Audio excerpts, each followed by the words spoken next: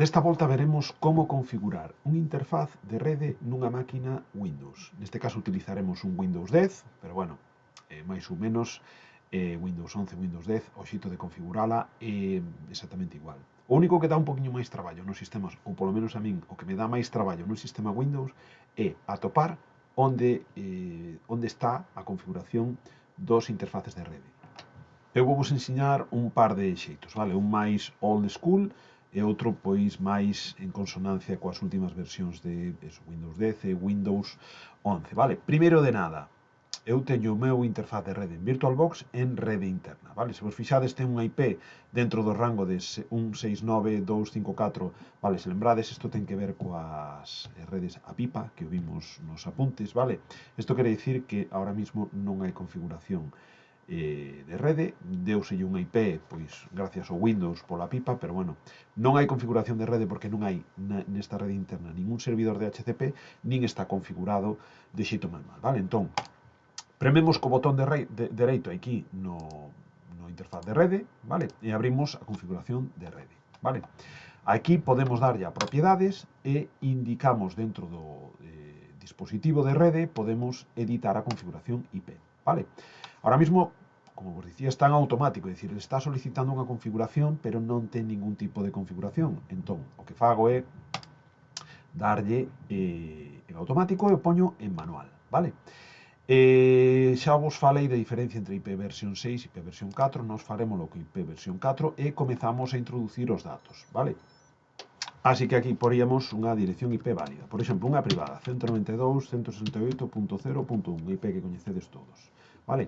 Unha máscara de rede tamén válida, tendo en conta esta IP escollida, pois voulle dicir que vou utilizar unha máscara de rede 24. Vale? Porta de enlace, que é isto de porta de enlace? Porta de enlace, falando así un pouco vulgarmente, sería o que vos coñecedes como un router, é dicir, o enderezo por defecto, co cal, todo o que non este na miña rede, é dicir, todo o que non este na 192.168.0.0, ou a IP de loopback, ou todo eso que xa coñecemos, todo o que vaya para fora, que este fora desta rede, é a donde se vai entregar, é dicir, é a porta de enlace, enderezo por defecto, o router, vale?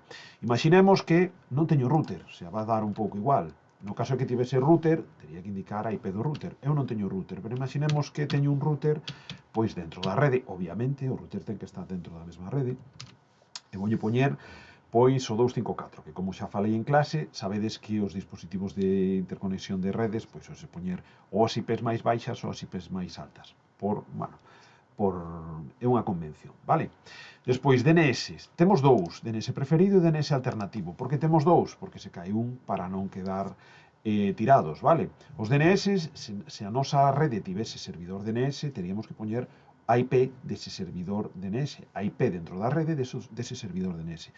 Como non temos DNS, vou poñer os típicos, os de Google. Os de Google son 8888 e o alternativo, se non me equivoco, é 88.44, vale? E aquí teríamos a nosa rede configurada. Damos de agardar e vemos que nos dá un erro, vale? O erro é porque, como xa vos dixen, eu sou bastante old school, e nos está dicindo a longitude preciso de subrede. Eu lle puxen a máscara de subrede en formato decimal con puntos, vale? Aquí habería que poñer 24 e agora debería funcionar, vale? Xa temos a nosa configuración IP.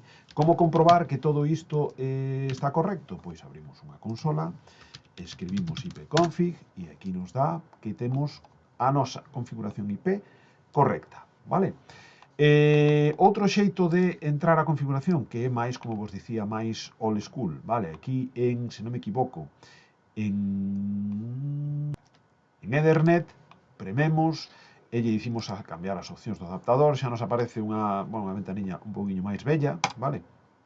E aquí en propiedades teríamos a opción de configurar o protocolo Internet versión TCP/IP 4, vale? Daríamos ya propiedades e temos pois a vista clásica, a vista que eu, por exemplo, estou máis acostumado de configurar as direccións IPs. Fixadevos que aquí xa non utiliza a máscara en formato pois de longitude de número de bits, vale? Utiliza a máscara en formato de decimal con puntos, vale? Pero o resto é exactamente igual, o sea, é o mesmo amosado dun xeito un poquinho diferente, vale? Este é o xeito de configurar unha interfaz de rede en Windows.